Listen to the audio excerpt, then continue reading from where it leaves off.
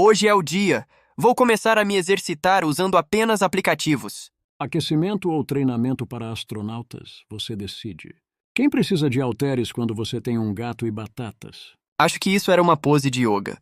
Ou um pedido de socorro em linguagem corporal. Quando o aplicativo diz corra no lugar, ele realmente quis dizer transforme sua casa em uma pista de obstáculos. Melhor parte do treino, soneca pós-treino patrocinada pelo aplicativo de exercícios. Sobrevivi ao desafio dos aplicativos de exercício. Estou pronto para uma pizza?